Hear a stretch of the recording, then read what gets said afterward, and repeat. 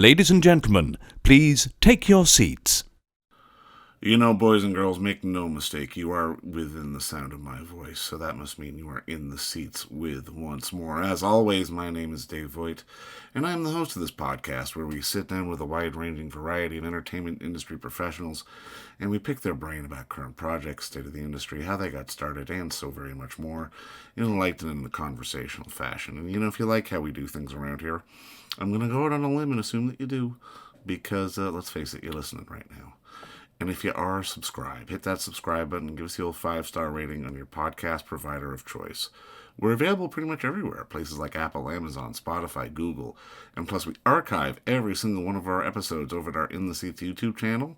So if you can give us a like and subscribe there as well, we would absolutely appreciate it. Also, don't hesitate to check us out on social media. We're on the Facebook, the Twitter, the Instagram, the Letterboxd, the TikTok, and probably a few other places I'm not even aware of.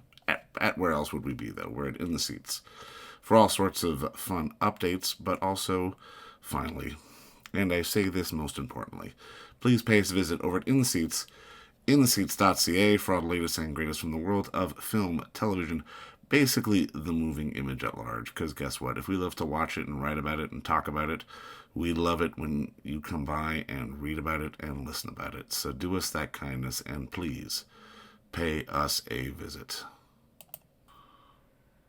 Before we kick it off into this episode, you ardent listeners will know that I've been off the grid for a while.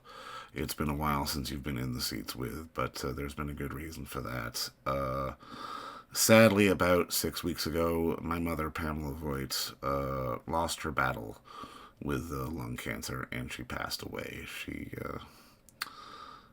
was one of my best friends, and she was an ardent supporter of me and what I do and the arts in general, and I learned so much from her, and it goes without saying it's been a hard time, but I do have to thank friends and family and listeners of the show who have reached out and given their condolences, but it's one of those things that, as much as I am still grieving and there's still stuff going on that I am sorting through in my life because, it's never an easy thing when someone dies.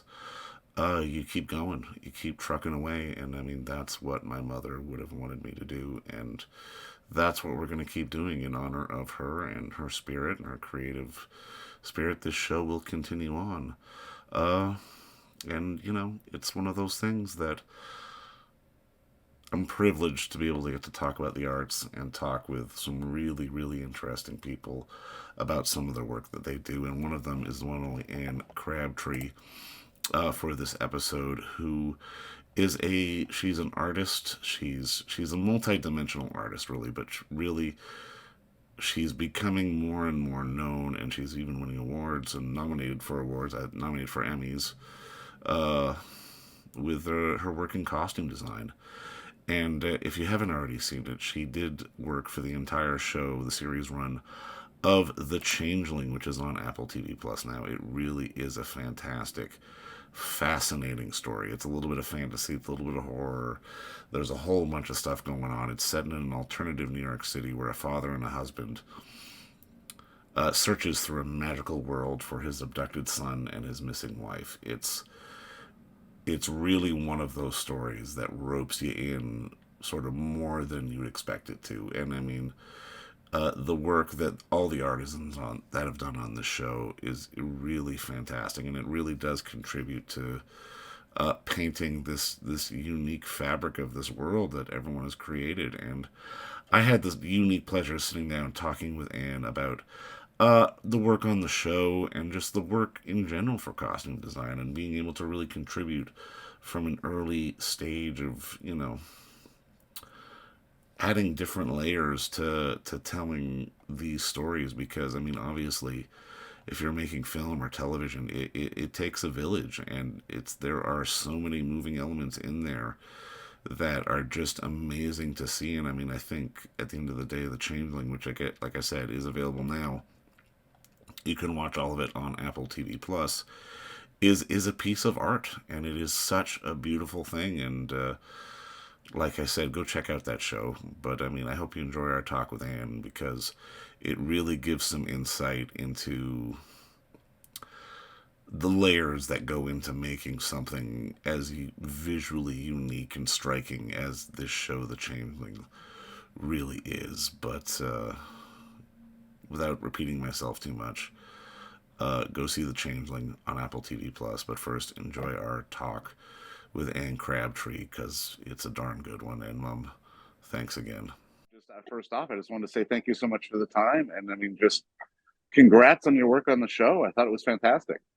Oh, Dave, thank you so much. I really appreciate that. I want the world to see this one because I feel like there's, first of all, it's a juicy story of Yeah. stories. And I don't know if a lot of people know that. I know that Victor Laval has a huge following, and they know Kelly Marcel also has a huge following, but it was definitely a large project, and all the components were very strong. The story, the visuals, I'm happy you liked it. No, I mean, I'm curious, like, when do you get brought on to a project like this? I've got to imagine it's pretty early on because the idea around the show of it being in reality, but like sort of slightly subverting it at the same time, definitely feels I like it's know your wheelhouse. you don't think it's my wheelhouse? No, I Is think that it is your wheelhouse. Oh, I always wonder, like, what the heck's my wheelhouse? Because people always ask me what I like the best. And honestly, I really love doing different stuff all the time. And Mm. I love a challenge. I think that seems to be the mainstay in all of my work. Like, I just sort of close my eyes and jump.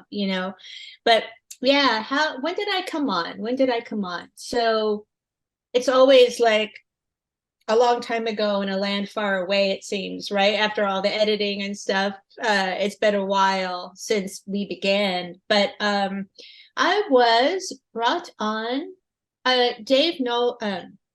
David Knoller, Kelly Marcel, and my darling who did the pilot. They interviewed me in one day, and I was lucky enough to have a number of projects that I had prepped for interviews. But this one, Melina, holy crap, Melina. Sorry, holiday head, holiday brain. Um, this story was the strongest one. And sorry for the other ones I didn't take with my friends in lieu of this project. The story was fantastic. It was terrifying. It reminded me of my own roots and the combinations that are in my family.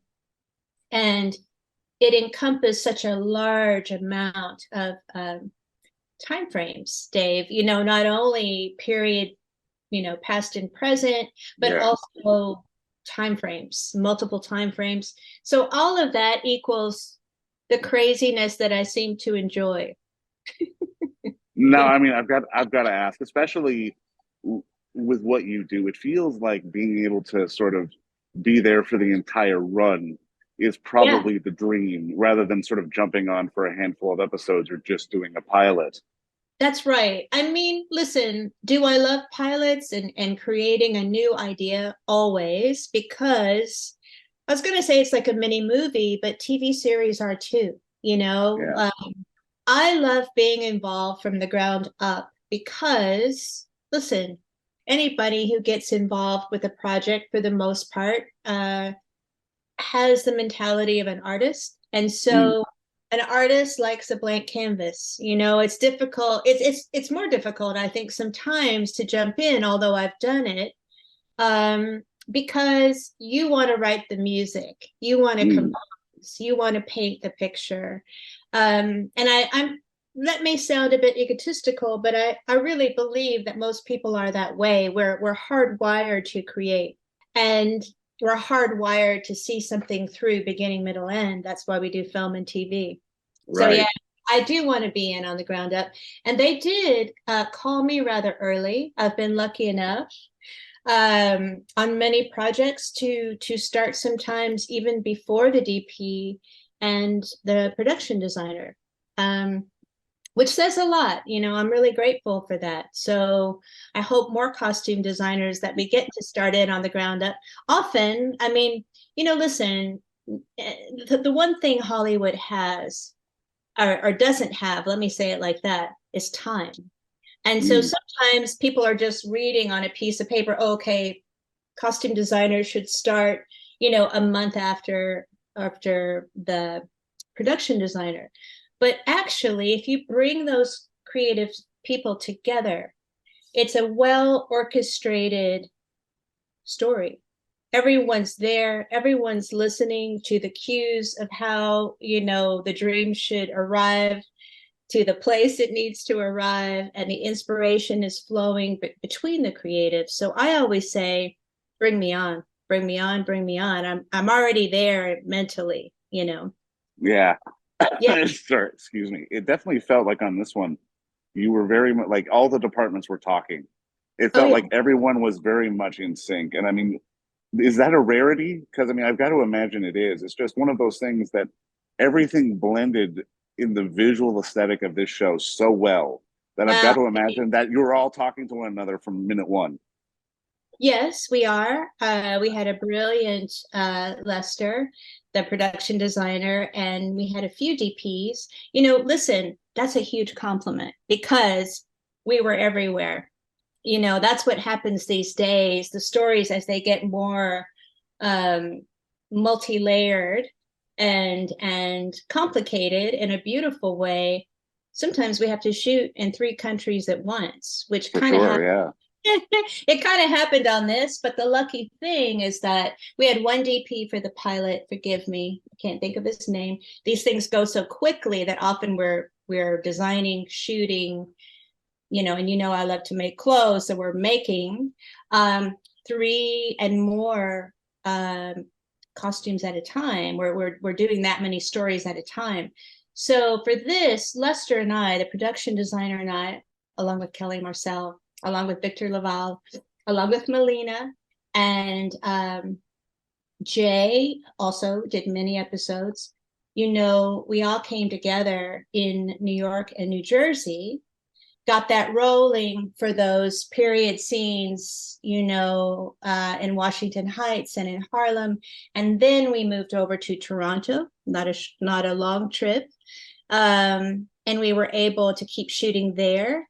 And then we moved to Colombia for Brazil. So it was kind of everywhere. Yeah. Wild. I love it. Sorry, Colombia for Brazil. And I don't want to forget Africa. That's fantastic. That's absolutely amazing. Yeah. I'm curious, especially on a show like this. How much time do you get with the actors to sort of get their input on what they would wear? Because I mean, it definitely felt like again, all departments were in sync. I mean, Lakeith to you guys to production to direction, everyone was very much on the same page. You know what? It truly was that. I will say this group of actors, and Kelly, Marcel, and Victor, everybody was simpatico on telling this intricate story. Do we have a lot of time? Never, because there's so much to do. Lakeith is, I want to say, a seminal actor of his generation. I mean, I think we're going to just see more and more and more. He's so good, and he's so young still. Yeah. And he's quite beautifully drawn as a human being. He's very open to the process. He's such an independent artistic thinker.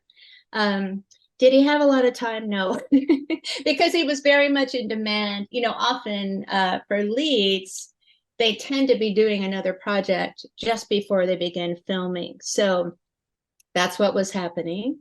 And yet, when we finally do get to meet, I always ask for, honey, sometimes between 2 and 5 hours at a time, because I know I'll never get time again. And you want to be able to have that beautiful dialogue between actor and costume designer. Clark Bucko, Adina Porter. I mean, we had incredible actors. Alexis Louder. Sorry, it's been a minute. beautiful male actor from Alberta, Jared Abramson. Oh yeah. Oh my God, what a talent, And so everybody had their beautiful way of opening up and creating with me to give birth to a character, at least on the outside, right? And sometimes they were playing other characters. There's also another beautiful Torontonian actress, Janelle Gunderson, who is actually Norwegian, which is part of the story. We were like, good, during the fitting, we didn't know. And she was pregnant during the fitting, and we were like, oh God, because she has to be thrown around. Everybody, I just sound so trite saying that, but I'm really very serious. They all were so beautiful individually and collectively, and you see it on the screen. You really do. Now, I mean, I'm curious because with this show, and obviously, people know you from your work with Handmaid's Tale. Right. Like, it definitely feels like you've got some creative freedom there. How does the process different with these kind of shows versus something like a Justified that you may have done? Right. Well, what's funny? I would say every single story, and I think this is just my way of working, Dave, but I think somehow I've gotten away with it. People let me, is I begin with a story, but then I break it down into a kind of documentary. What is the real of this story? What are people going to believe? And sort of, how are we going to mirror real people who are going to watch this so they feel it viscerally? And then with the Changeling, different than Justified, different than a little bit different than The Handmaid's Tale. There's a kind of neo-realism. There's a kind of abstractionism at play, a dreamlike world, another world in the Changeling, real adult fairy tales and horror. The difference is I just have it go through different dissections in my brain and break it down into, after it goes through like a blend of 6 different dissections, then I try to put the most important visual pieces together to quickly tell a story, because we don't have a lot of time on screen. And we have to tell so much in terms of Uganda, Norway. It's the 1800s. No, it's the year 2010. Whoop, it's going to be the 60s, 70s, 80s, 90s, 2000s. It really goes everywhere. And I have to really laud Kelly Marcel, because Victor wrote this amazing funnel of ideas. How do you translate that, in an hour show? Kelly did it. She did it, and she didn't compromise. We just went for what was in the book. Now, I'm curious, what is it about the costume design for the screen that kind of drew you in? Because, you could be making outfits for runway or for design or this, that, or the other, but you wouldn't be telling a story. Is it the storytelling aspect? Yeah, it really is. It's funny. I used to be a fashion stylist. That's how I started. And so that is a particular story on a particular stage in a matter of nanoseconds, right? Same with commercials. And all of it's creative and beautiful. The difference is, and I can only speak from my own experience, I get so drawn in to story. Here I am today in Kentucky. This is my parents' house. This is where I grew up. I'm going to be 59, and I grew up here since, I don't know, 15. When you grow up in a place like this, it really prepares you for being a kind of everyman audience, right? I grew up loving storytelling, and we consider Kentucky the South. There's a particular way of telling stories in the South, and I really felt that in and threw it in to the creating of the characters, Emma and Lakeith's Clark Bacco and Lakeith's characters. This story drew me in because my mom is from Okinawa and my dad has a whole sort of Scotch, German, Irish heritage. So it's something I grew up with. I want to make sure in the Changeling that Uganda and Norway are beautifully blended into a kind of mishmash stew on the body, on the real estate of the body. And I did try very hard to blend that into Lakeith and Clark Baco's clothing. You see a multitude of patterns. They are both at once Norwegian and Ugandan in a very realistic way, in a way that young New Yorkers, as they are, in a way that young Black New Yorkers, as they are, who are well-read, very into literature, very into the arts, how they would do it,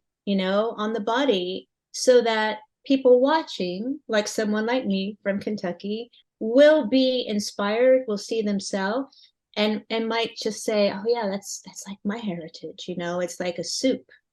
And then what's the scary parts of that comes out too, in the patterns of the clothing, in the layers of the clothing for sure, and in their coats. Their coats on this story become a kind of carapace and a kind of house for protection in New York on the subway.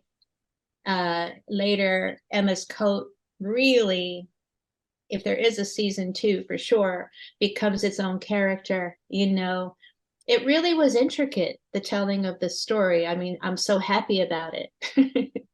So. Well, and I mean, I'm curious. I love that you bring up sort of that soup, because I mean, in seeing the work that you've done, like I almost think of it as a bit of a cinematic soup, like classic cinema. Like in watching particularly this show, like I see a little bit of Hitchcock style, a little bit of Powell and Pressburg, even something like Ozu, just being able to be sort of multicultural, but also hip and current at the same time. It's funny you mentioned Hitchcock, and I'm so lucky, because I've just said this to my mother recently. I grew up in a household that was not snobby, because we were definitely poor growing up in the projects. But my mom and dad, my mother only played classical in the house, and my dad only played jazz, And so I hated that growing up, but in a weird, because I already felt weird, but in a different way, it opened up my mind to classicism in sound. And that really is something at play when I'm creating the costumes. It's very important for me to have a particular sound to create to. And really, Dave, it's because I don't readily play an instrument. I've always wanted to, but I mean, there's jazz and classical music in those costumes, and gospel music and African music, I am a kid who loves film. My parents took us to Hitchcock films when we were probably too little to go. Thank God, and that's just by osmosis. I don't think they realized what they were doing. Certainly they watched TV, my mother, and this really helped, I think, with the Changeling. My mother, being Japanese Okinawan, really loves science fiction and horror. Like, it's a given. So she would be in the center and have my elder brother and me on the other side, and they were terrifying. Like, people were like, why are you letting your kids watch this stuff? But I think it's just a genre that Japanese and Okinawan people love. Oddly, they also love really violent films, and there's hardly any violence there. Like, it's kind of a conundrum. But that all of that really helped me with the Changeling. It kind of covered all, beautiful inspirations and triggers from my childhood. Can you single out any specific films that, like, maybe you gravitated to as a youngster that you knew maybe were a little different from maybe the rest of your age group? My mother's gonna hate this. She just got out of the hospital. I'm sure she's gonna be like, thanks a lot. But I remember, this is funny. It's actually funny and bad. But my parents took us to the cinema, to the theater, to see Jack the Ripper, Hitchcock. Not something that you want your child to see. And I remember kind of like looking at both of them like, is this okay? And my dad was like, it's no, this is not good. He was just like whispering the whole time, like, this is not good. But that is a genius form of cinema. Do you know what I mean? That I remember, but I also remember being too young. I remember on TV watching Night Gallery. Oh wow, okay. What's the other one? Like those? I mean, that's my Night age. Gallery, Twilight Zone. Yeah, yeah. Yes, that was my mother all the way. So much that I would have such vivid dreams, all of that, mostly things in black and white, but I definitely always dream in color now. But I remember having these insane dreams as a kid. I have narcolepsy, so I go into REM sleep right away, and I believe that I know that I'm actually sometimes creating while dreaming, even. And that combined with these films, with going to museums, with going to listen to classical music, all of that really informed my thought process in creating. Now listen, when my parents were both working, which they did, usually third shift in factories, so we had a lot of freedom at night. Yeah, we were watching mainstream, awesome. Norman Lear just passed. Awesome Norman Lear projects like All in the For Family, sure, for sure. Good Times, like these beautiful, I would say Good Times. Sorry, that's Jimmy Walker. One Day at a Time, which was Right. amazing feminist, people to watch. Bewitched. I thought I was a witch, so Bewitched. All this great TV we were watching. We weren't supposed to be, but there was no parents, so it was nonstop. So, Now, I mean, just to put a bow on this, and I mean, I love yeah, all these classic stuff that you bring up because it yeah, really feels like to me with the Changeling, this is such a nod to what was, but a sort of hope for what can be. And I'm curious, in your job, how important is it do you find to just sort of be aware of the past and be aware of what's done to be able to apply it and to use it going forward? Because I mean, a lot of people, I mean, depending on what industry they're in, they may not sort of acknowledge classic TV and cinema, but to see that a lot of that acknowledged in Changeling, I do believe, is yeah. such a beautiful thing. Listen, I draw upon everything. I did not study costume design. I studied painting and Shakespeare, so I draw on that as well. I mean, a lot of paintings, a lot of photography. Um, Tell me the question again. How much do I draw or rely on? Not only you, but I would say Oh, sort of the importance for the industry to rely on what has happened as they sort of it's build towards the future. right. I think, and this is a very Southern and very Okinawan answer, both of which I am 50% part of. Roots are important, right? Roots Yeah, define who you are. They give you your standing and support or not, in society. I think that any nod to what's come before, when looking on and creating a kind of future, which I did on The Handmaid's Tale, I did on Westworld, mm, you have to have both. You have to be rooted in who you are and what went before, because you can't help it. You are always going to be a product um, of both paths, your mother and your father, right? Even if you're adopted. And that's interesting because we're talking about the changeling, which is a baby replaced, right? right. Yeah. But also, I think it just makes for a complete frame. Mm, And I think, anytime I've been listening to a lot of Rick Rubin, and I find him to be one of the best at discussing the creative process. But I think we are who we are. And, that luckily, that was my education, the Southern roots, the Okinawan fairy tale, folk tale. I mean, Okinawans believe in a million, via Shinto, nature sprites and yeah. nature elementals. Did I throw that in? Hell yeah. It's all about that in the Changeling. So, all I can answer, Dave, is I've never worked for someone else costume design wise. So it might be a different answer.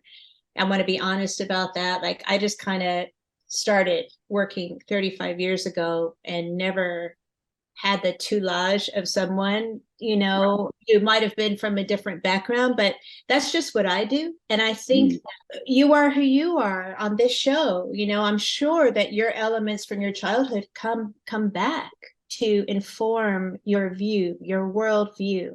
And I think that the individuals excuse me, the individual's worldview is always more important and more interesting and more beautiful, poignant, full of pathos than anything where you're just straightforward and you're not culling from these things. Then it's just sort For of sure. like Walmart of everybody's view, right? You can go Exactly. Yeah. Yeah. you Yeah. can go buy it, but it's definitely going to come in beige, and it Right. won't have any seasoning. So, and it probably won't last, which is always my thing. Like, I want the lasting image. I want the recipe or the stew where people can't get it out of their mind, whether they loved it or hated it. Yeah. I want them to feel uneasy with certain patterns, like in between Alexis Louder and Adina Porter's costuming, because we see them in many time frames. I want the dis-ease of patterns moving and jumping and being jumbly to show a kind of, this is very, very Hitchcock. I can tell you're younger than me, but you might get it. This kind of dissipation of form, Right. there's Yeah.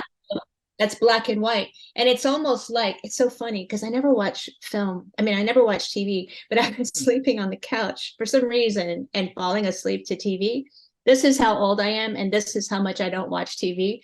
I was like, oh, in a small town in Kentucky where I am, the screen is white. I woke up to a Right. white screen and I was like, oh, I thought of the Changeling and Kelly's scary scene with all the people on the screen watching. And the mask that I designed for that, the Norwegian mask.